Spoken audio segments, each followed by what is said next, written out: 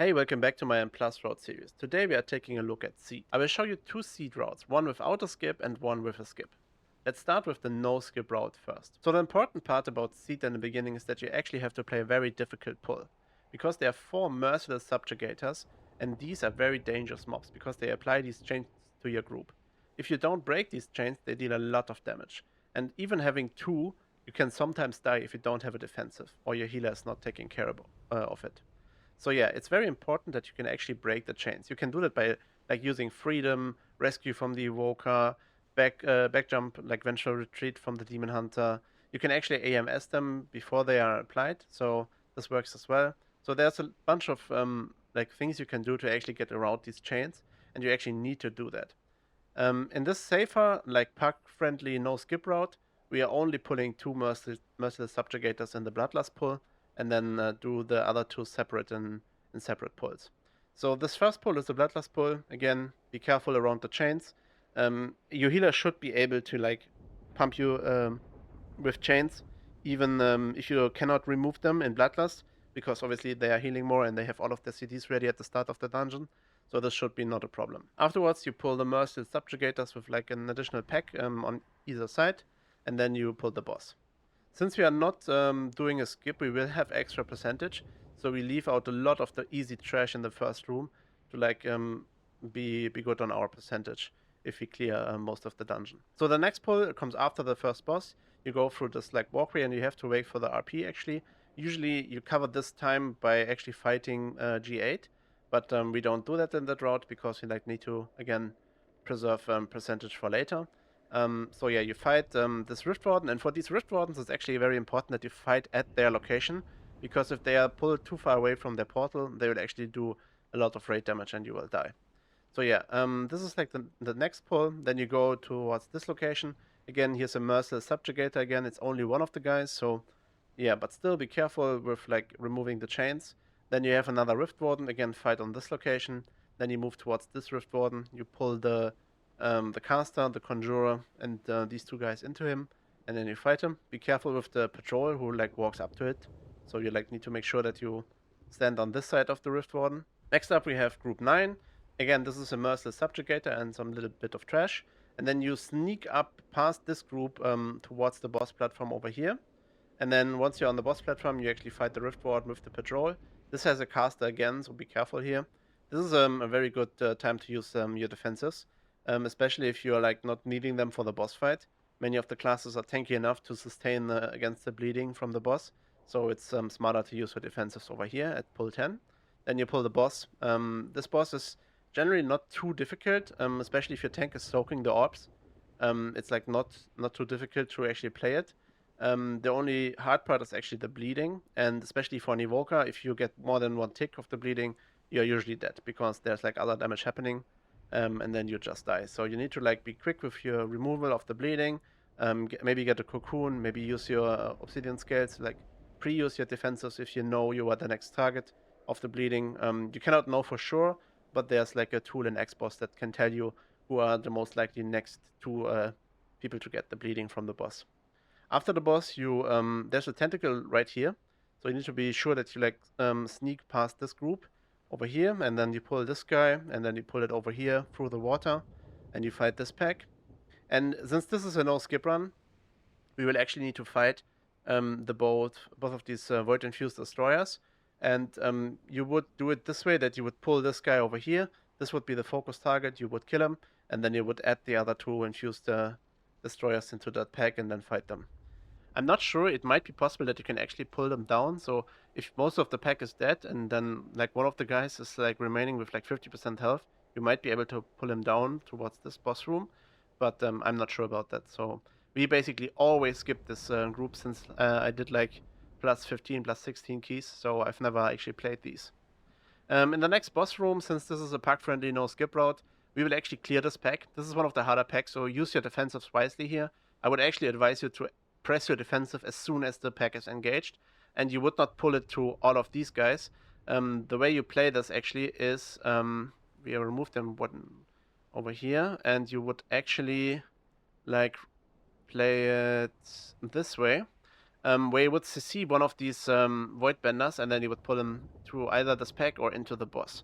This is like an optional thing, but yeah, this is could be good if you have like a DK Monk combo anyway, where this is like paralyzed, and then it's like gripped and kicked into this pack as soon as you like stabilized after the first engage.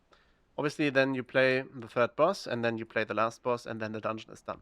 So yeah, this is basically a very simple no-skip seed route. The pulls are deliberately a bit smaller because yeah, you want to reduce like the danger of it. But in general, yeah, this is the way I would do it if I'm in a pack group where I maybe not play the meta comp, where I don't have a skip, where I don't trust the people as much.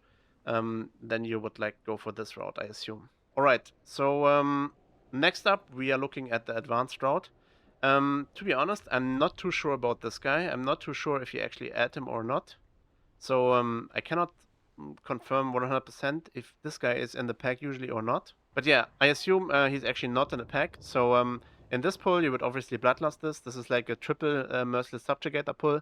You need to be very good on your defenses with this. I can only speak from the perspective of an Evoker. I would engage this pull, buff up the group, and then basically wait for X-Boss to call out that the Merciless Subjugators are casting their chains. And once the first chain cast is basically like 0.1 seconds before being cast, being through, I would actually use breath.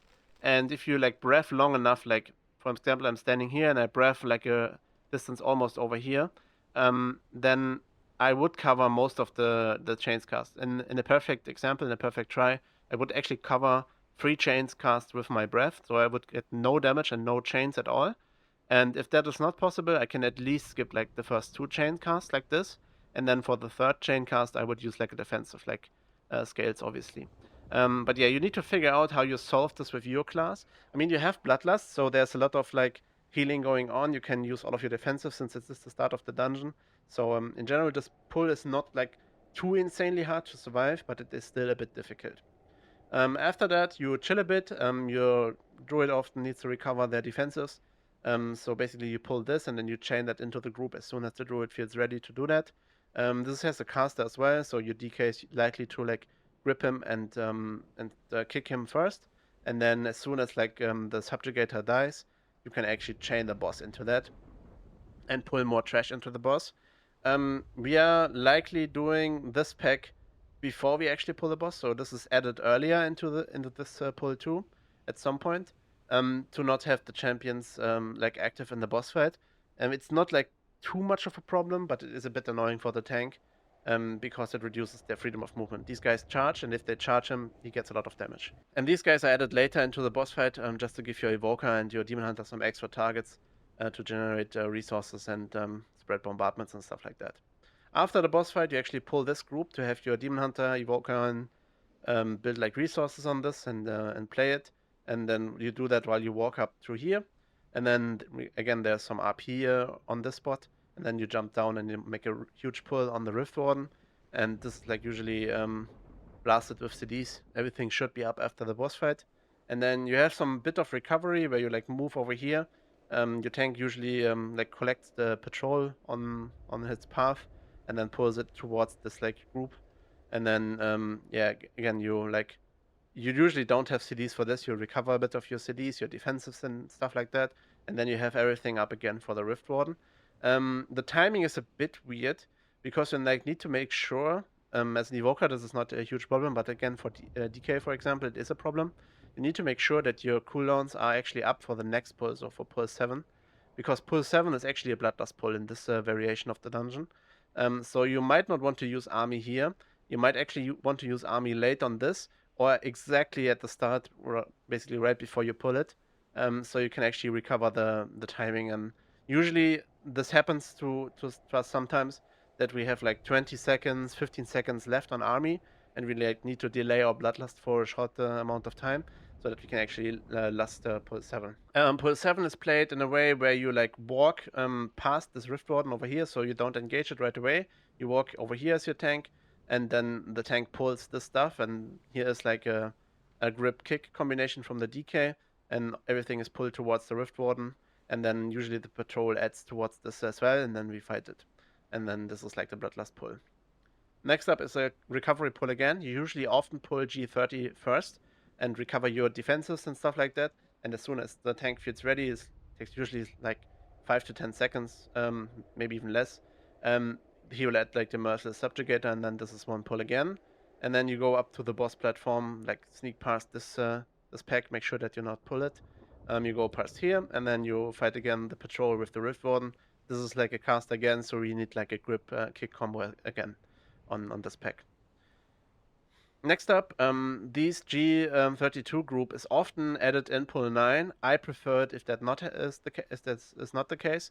So I prefer them into the boss fight actually as an evoker, so that I have like targets that I can hit between pull 9 and the boss spawning and stuff like that. I actually like it when they are added like very late into this pull, so that I can already like spread bombardments, hit them, and the Demon Hunter obviously can generate resources as well, and then you add like the boss into it. Yeah, already talked about the boss. Again, make sure that you can survive the bleeding as an evoker. That is quite important. For other classes, not too much. And then actually we changed this pull quite a bit. We used to play like this guy and then pull it over here, but now we're actually pulling this, which means that we have like these casters, these Dire Voidbenders. We have 4 of them. So these actually need to be assigned pre-dungeon. So this guy, like the Voidbender 1 from G38. This is my kick, and then like this would be the Demon Hunter, this might be DK, and this might be the tank. So it is important that your tank is not assigned the first kicks over here, because like he needs to walk through the water. And I'm usually like I walk past this guy, I turn around, do my kick, and then I jump with the tank towards this location with my rescue to speed up the process a bit of gathering. And then you gather over here, you kill the pack, and then you actually stand on this like little rock and jump up the wall. Like over here, and this is done with the evoker skip. So DK and Monk go into the mount, I grip them up, and then Demon Hunter can jump up, and the Druid can use his Wild Charge and jump up as well. Alright, now we go into the third boss room, and as you can see, we are actually skipping G50. So this group is not played in this route, and this is very important, because you need to make sure that you actually get not knocked into this pack, neither by the knockback after these Grand Shadow Weavers die, nor the knockback from the boss in the intermission. So yeah, you need to make sure that you actually like play it safe and always stand towards like this side of the room to not get knocked into that. This pull is actually quite difficult, so you definitely should use CDs here, and you should use defensives when you get sucked. I think these guys are the ones that suck. Yeah, this might be this ability actually, which is cast on a target and is actually doing a lot of damage. So yeah, and in addition to that, you actually need to interrupt the Voidbenders again. Again, we have 4 Voidbenders. More often than not, one of them is like paralyzed and is actually played into the boss fight. But we stopped doing that recently, because then we like have not enough kicks to actually play the boss, or we have enough, but it is not safe to do it. We rather have one backup, so usually we now play both of them into these guys. So all the 4 kicks need to be assigned for this pull as well. In case, for example, this one is my kick, the guy that is walking on the inside of this circle. After you kill this pull, you obviously pull the boss. Make sure that your Demon Hunter knows that he like needs to focus the tentacles. It's actually very important, because that is the most likely reason you actually die on this boss fight, especially as an evoker. And then you need to use your defensive for his ability where he like Mass Void Infusion. This is the ability. You need to like use a defensive for that, because it's actually doing a lot of damage. Alright, so on Lura, there's a tag where you like move the boss towards one of the like symbol orb thingies outside, and then you can actually hit 4 of them in the first like laser beam thingy. And if you do that, it's actually a lot less damage on the group. So you should do that. You should play either a 4-2 or a 4-1-1, which means you destroy 4 of the orbs in the first thing, then 1 and 1, or you destroy 4 orbs in the first thing and then 2. This depends on how your cooldowns are looking. In general, I think it is advisable that your DK is using army at pull, and then you would play your 4-1-1 to recover the army cooldown for the damage phase. So yeah, in this case, it is advisable that you play 4-1-1. This is done by the tank moving the boss basically on one of these orbs on the outside. On this boss fight specifically, the first like few seconds of the boss fight is doing a huge AoE damage to the group, so it is advisable to use some kind of defensive for that. As an evoker, you actually need your defensives to survive the normal like beam phases where you like destroy these orbs. If you get a beam, you like need to use the defensive. So the best solution that I personally found, if you play for DK cooldowns anyway, you can use Litany on pull and actually generate quite a bit of shield for yourself and the group. And then your monk like needs to have an eye on you for the first few seconds of the fight. Yep. Alright, I think that is it for Seed. I hope there's nothing I forget. This dungeon is actually quite technical and complicated in the way it needs to be like played and pulled, and there's a lot of consideration and when you do recover your cooldowns, your breath and stuff like that. So this is very particular in how it needs to be played. And then obviously the tech on the third boss where you skip an entire pack and you need to like be very careful with your abilities. This pack can easily be pulled by a monk, for example, with Jadefire Stomp. It can easily be pulled by you if you stand like over here and you fire breath in this direction. You might actually add them, and of course the DK pets notorious for like adding stuff, can easily add this pack. So yeah, in general, I would advise yeah to practice this dungeon quite a bit because there's a lot of like technicalities going on in the dungeon that need to be understood by everyone in the group. Alright, I hope you found this video helpful. If so, it would be nice if you like and subscribe. See you in the next one. Bye bye.